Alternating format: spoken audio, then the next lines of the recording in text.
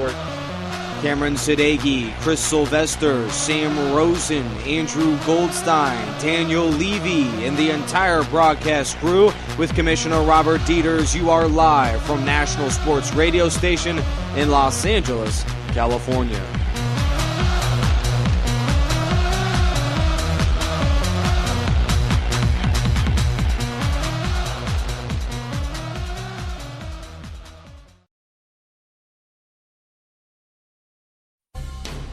Live from Los Angeles, we thank you for listening to another presentation of the National Sports Radio Station on Spreaker.com.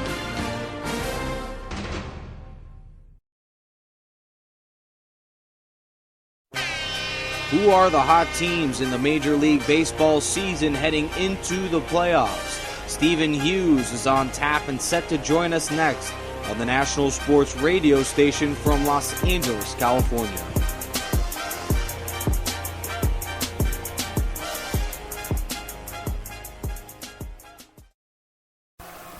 Back here on the Mounties Football Radio Network, courtesy of Spreaker.com's National Sports Radio. Brian Tabaget here, catching you up at halftime as it is 17-14.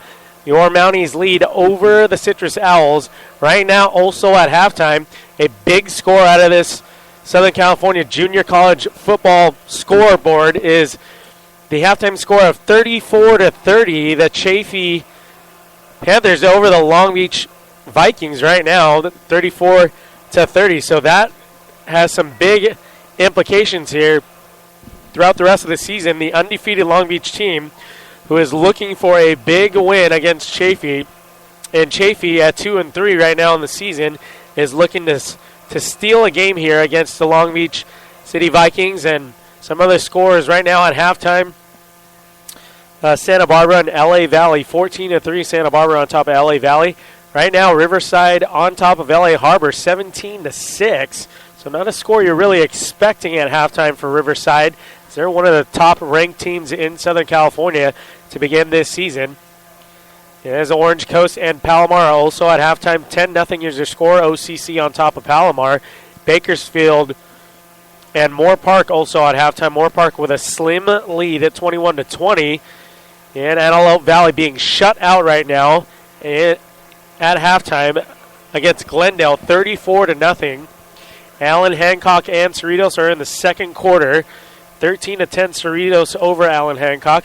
And another shutout brewing at the end of the first quarter. L.A. Pierce up on L.A. Southwest, 21-0 as well. And then those Ventura Pirates up big on Pasadena, as there's a big injury, and the game is stopped right now. 33-7 is your score. Ventura on top of Pasadena.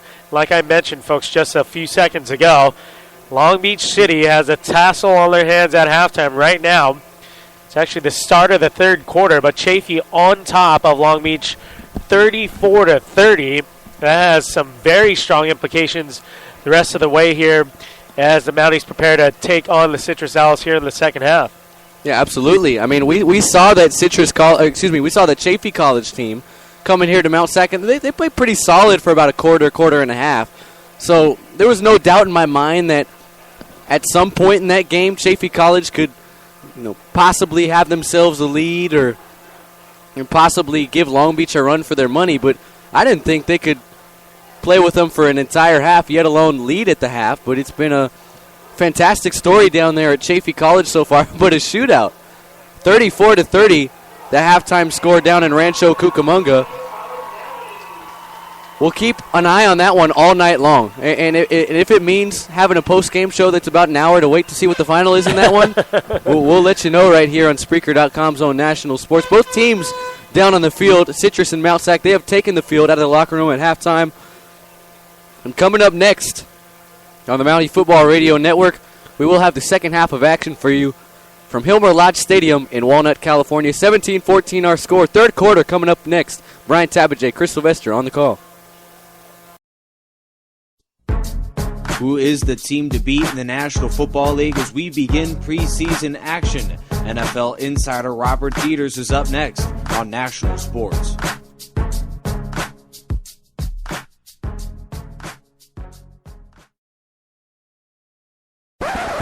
the story of the 2013 Major League season has been the resurgence of the Dodgers, led by Yasiel Puig. How realistic of a shot does Los Angeles have at making the World Series? Jason Gerline leads the roundup next on National Sports.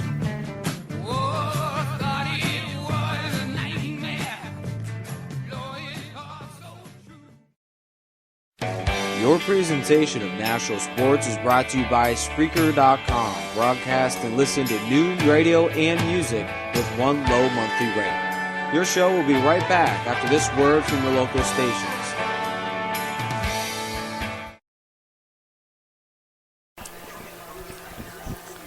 We're almost set to kick off the second half of action here from Hilmer Lodge Stadium on the campus of Mount San Antonio College in Walnut, California, where the Mounties have themselves a 17-14 lead over Citrus College, not too far away from here, located in, Glendora? Your neck of the woods? Glendora, You're from out here. Yep. But not only is this game a little bit of a crosstown rivalry, Brian, but if you're a player in high school, let's say a senior, junior, whatever, that's looking to come play some junior college football, and you live in the vicinity of these two schools, I mean, this is a big game as far as where you're going to go.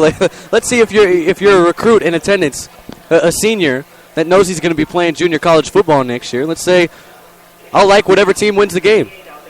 Hey, it's always a tussle in between where, college recruits are going to go. Look at USC and UCLA. I'm sure they always jostle back and forth between recruits. This is mini UCLA, UCLA, USC. This is no different here. As I personally would choose Mount SAC with their tradition with Coach Jabs and their national. I'd choose Mount SAC over UCLA the way they've been playing the last couple weeks. Kickoff here by Villarreal will be taken out 9 yards deep in the end zone. Martin across the 10, tries to get to the outside, and he's wrestled down at the 11.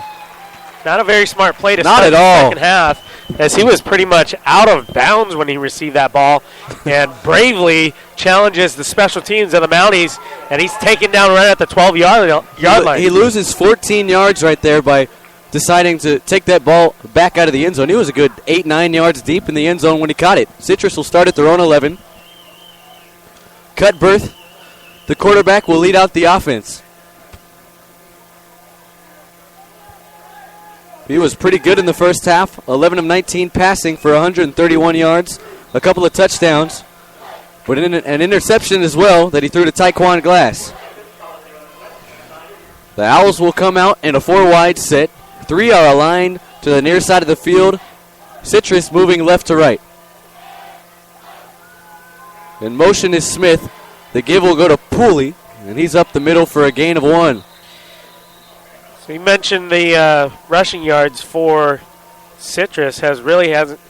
Well, they're trying to get it going. Been effective, as it's the first play call of the second half, and trying to establish something here on the ground against the Mounties, who are stingy and not even giving up 100 yards on the ground per game. So a defense that nice to see Magalay out there back on the defensive side for the Mounties. Haven't seen him since the first quarter, midway through it. 2nd and 9 here for the Owls.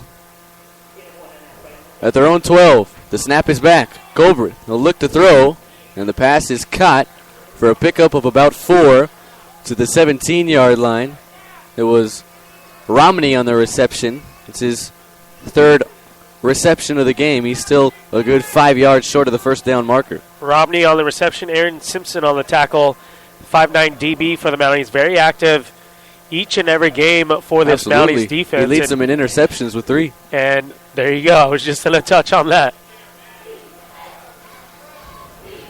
3rd and 4 here. Mounties looking to get a 3 and out on the Citrus offense to start this second half. They lead 17-14. Does Mount SAC. The snap is back. Cobrith will pump fake. Now he's going to go deep down the sideline, but he overshot his intended receiver, and a late flag flies in.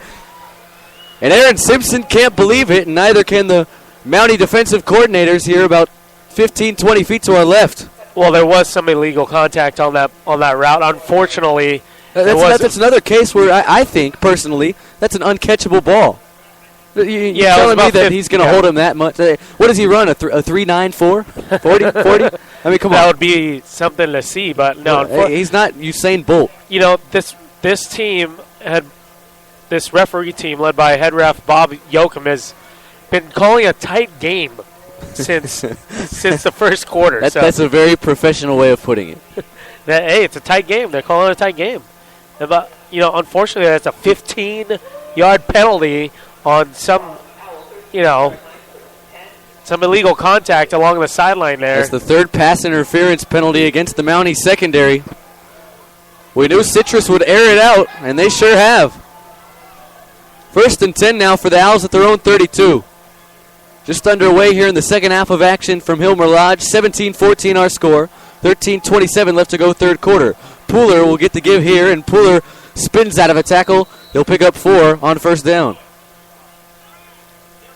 Pooler trying to establish something to get going here for the Owls. As he's, he had 4 carries in the first half, 8 yards total from him. So there's another injured Mountie on the field. That is not a good sign. Down on the field. And that is one of those big D linemen for the Mounties. It's number 93, Loney Fa. But he gets right up and will limp off of the field. It might be another situation where you have a strain. He might have pulled a hammy that time, or might be some more cramps. He wants back in the game. He goes into the defensive huddle. I hope it's just cramps. He'll have to sit out a play. I hope it's just cramps. Loney Fa, big Division I recruit. Loney Fa, Magalay injured also. Solai injured as well. Loney Fa, just a freshman, 6'3", 260, out of Concord, California, up north. Concord, that's where my brothers live. Really? Yep. I'm sure they're listening. It's about half an hour outside the city. That's where the historic high school program De La Salle is from. 2nd and 5. 3-back set, and the handoff will go to Pooler. And Pooler is tackled by his shoestrings that time for a pickup of 4. He's about a yard away from that first down marker. It'll bring up a 3rd and short. That was Cedi Tamaveda with the shoelace tackle. He's been a little bit quiet, dare I say, so far in this game. Hey, maybe we'll wake him up right now. Who knows? On a 3rd and short, I don't think Citrus got it, and they might have lost a yard. There's no way they give him that spot. There's no way. He's no chance. Solid yard and a half behind the mark. They gave the ball first rushing attempt for their leading rusher, DJ Gordon, and he's unable to get back to the line of scrimmage, and Citrus will be forced to send on the punting unit here at their own 40, facing a 4th and about a yard and a half, and that is a monumental stop by the Mountie defense. Yeah, nice to see them really reacting to that rush there. As right now. Well, now the Citrus offense will come back onto the field. And before Colbrith could snap the football, Coach Jastrap's going to have to burn one of his timeouts here with 12:07 left to go in the third quarter because he sent out his defensive punting unit, punt return team. Heads up play, and we heard the coordinators, shouting, call timeout, and one of the linebackers on the Mounties, fortunately for them, called a timeout just in time on a 4th and 2 in a dangerous spot here, the 40-yard line. We'll see if they send the offense back out. If they don't convert, that gives the Owls are giving them some prime real estate here to start the second half. This looks like the punting unit here for Citrus as they trot back onto the field. But, hey, they costed the Mounties a timeout very early in the second half. And in a close game like this one, Brian, you might need a timeout towards the end. Mount Sac hoping they can pull away a little bit, and that won't be necessary. Dylan Barnes will punt it off for Citrus College. He's punted it twice tonight for a combined 45 yards, and the Mounties block it. It's Cedi Tamaveda on the block, and they pick it up. Inside the 10, inside the 5. It's going to be a Mountie touchdown for Skylar Crow, who picked up the block punt.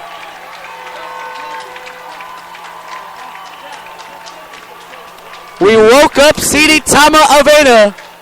He blocked the punt. Skylar Crow picked it up. And with 11:55 left to go in the third quarter, the Mounties will add on to their lead. I was just going to say, you woke up a sleeping giant in Cedi Tamaveda. He comes up with a huge block on special teams for a punt. Return touchdown. Skylar Carl, the beneficiary, and the Mounties tack on to their lead here early on in the second half. Villarreal, he'll add the extra point. And it's 24-14, Mount SAC